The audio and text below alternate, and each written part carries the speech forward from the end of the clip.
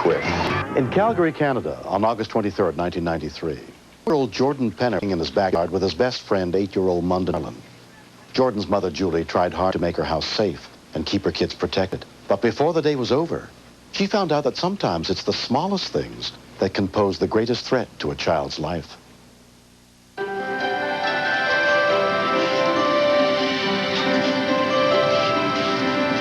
There's a 4-year age difference, but Jordan idolizes Munden. Munden's really cool. So when they get together, they always have a really good time. Jordan, he's my best buddy. One time he said he loved me as a brother. Then that sort of pounded my heart, because Jordan's like a brother to me too. Jordan, I'm going to work now. I'll see you later. Have a good day.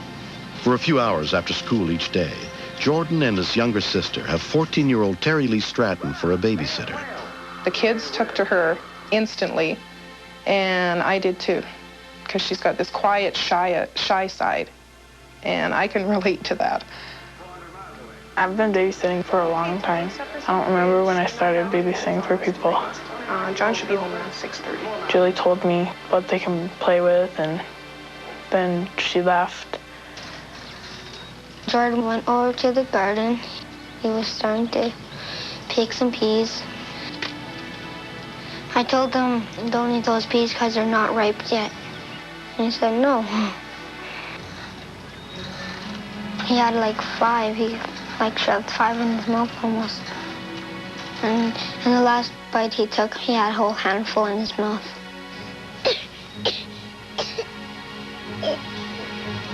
I thought he was like playing trick, because he always plays tricks.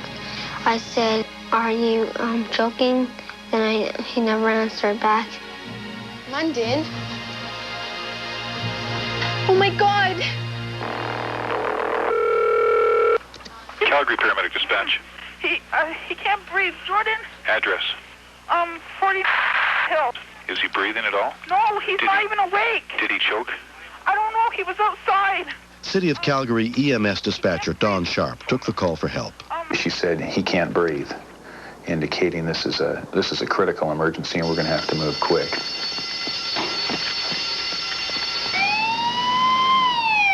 Listen, the ambulance is on the way. Now I'm going to tell you exactly what to do until they get there. How old is he? He's 4. Okay, now listen closely to me. I'm going to tell you exactly what to do. Don't hang up. Okay, what? Tell me what happened. I think he was eating peas. I think he choked on one. I'm not sure. I don't know. Is he awake at all? No, his eyes are closed and he's not moving. Can he breathe at all? Listen carefully to me. Can he breathe at all? I don't think so. Okay, I'm going to tell you how to help him, okay? Get him as close to the phone as possible. I'm going to God. Okay. He keeps on going. Okay, now listen closely. We use a technique called repetitive persistence, and I use a voice control to try to get her to relax. Now listen to me, you're going to have to calm down if we're going to help him. You're going to have to calm down if we're going to help him. The trick is to break through that hysteria threshold. I'm going to tell you how to do the Heimlich maneuver, okay? Now listen to me, you're going to have to calm down if we're going to help him. Where is he right now? I was crying, and I was like worried, and I didn't know what to do. Lay him face up on the floor. Okay. Straddle his legs with your legs. Pardon? Straddle his legs with your legs, almost like you're sitting on his knees, okay? Okay. Put the heel of one hand on the child's stomach, just above his belly button. Do you understand me so far? Yeah. Okay. Push quickly down into the stomach 6 times, then check his mouth for an object. Do it right now. His eyes are open. He won't let me open his mouth. Did anything come out of his mouth? No, he won't let me open his mouth. Okay, so he's clenched down, is he? Yeah, on his tongue. Okay. Now I want you to listen very carefully. Okay, put your ear down close to his mouth and nose and feel or listen for any breathing. Okay. Oh my God. Now listen very closely. They're coming. Now listen very closely. Is his mouth relaxed at all? Can he open his mouth? No. Ma'am? Okay, now listen. I want you to repeat the Heimlich maneuver another 6 times. Okay. Do it now and come right back to the phone. I wasn't really thinking what was going to happen. It's just what had to happen, that Jordan had to be safe. She said he was eating peas in the garden. Nope. Okay, now listen, I want you to tilt his head back. Okay, tilt his head back. Pinch his nose. Just wait. Everything we do in dispatch is completely non-visual, and they become my hands and my eyes in the field. Okay, now I want you to put your mouth over his mouth. Completely cover his mouth with yours and blow 2 soft breaths of air into his lungs. Watch for his chest to rise. Do it now. Okay, can you feel the air going in? Did you see the chest rise? I'm not sure. They're here. Okay, you tell them what happened. They'll take over. Okay. You did a really good job, okay? You did a good job. They'll take over now. Okay, bye. Okay, bye-bye. She did a terrific job, but it sounded like it was going to be real close. I thought he was going to die. Then I went around to the front, and I was on the fence, started crying, because I was really sad. Calgary EMS Advanced Life Support paramedic Dave Lowry and his partner Roxanne Bergen arrived within 4 minutes of the call. What's the problem? He's not breathing. I got almost a tunnel vision because once you see someone that age who's turning blue, you know you don't have very much time. Okay, I was thinking that Jordan wasn't going to live, and he was only little, and he didn't get to live his life. He's not breathing right now. I think it is an obstructed airway. Okay. The primary thing I was concerned about was getting an airway. Around 6 minutes, we get brain damage, and longer than that, you just don't know. I could see immediately when I looked down into his throat that there was a P in his vocal cords. It was acting like a cork. It wouldn't budge. It's not going in? I can't get it with this. He's Okay, not this isn't breathing. working. Roxanne, I need So then I grabbed the long hollow tube that we put down in your throat to breathe for you. What I did with the tube was, since I couldn't get the pee out, I just pushed it in and went in the lungs. Okay, we're in. And started to breathe for him. I will listen to his chest. I Take your certainly time. will. I think we're in though now. It's emotional. It's always emotional when kids are involved. They're too young to die. You know, they don't deserve to die like that.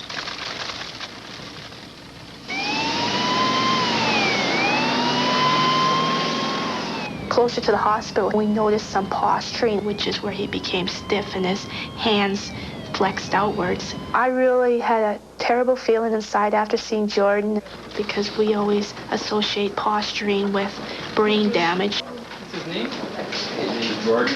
At Alberta Children's Hospital, Dr. Ian Mitchell was the pediatric chest specialist on call.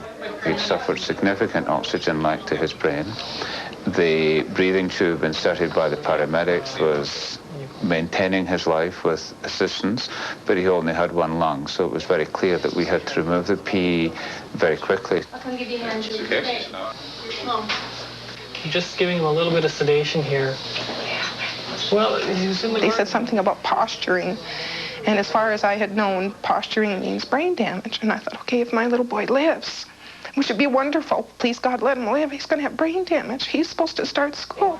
The OR's been notified, so they'll be ready for us when we go. All I could do was hope. All I could do was think positive. And that was my little guy, and I wanted him back.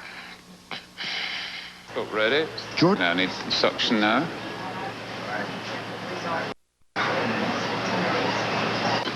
You're going to be better soon. John Penner joined his wife at their son's bedside. Everybody's thinking about you.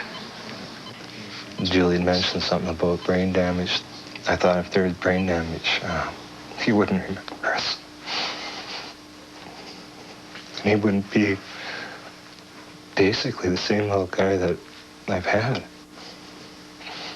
I sang to him, read him a story. John and I stayed with him and talked to him.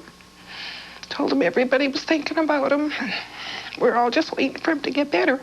What are you doing today? I said to him, look, buddy, I need you to come home. We're building a rumpus room in the basement, and I told him we got to finish it.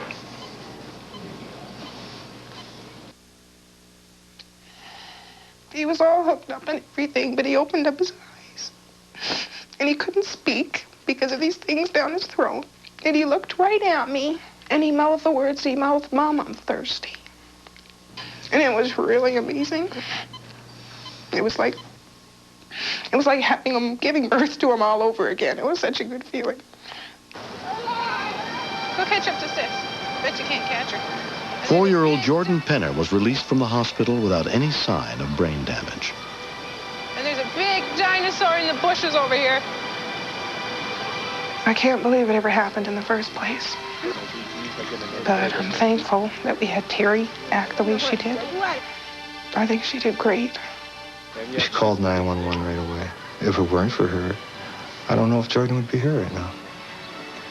Everyone was telling me I did a good job, and I feel I helped, but I'm not the hero.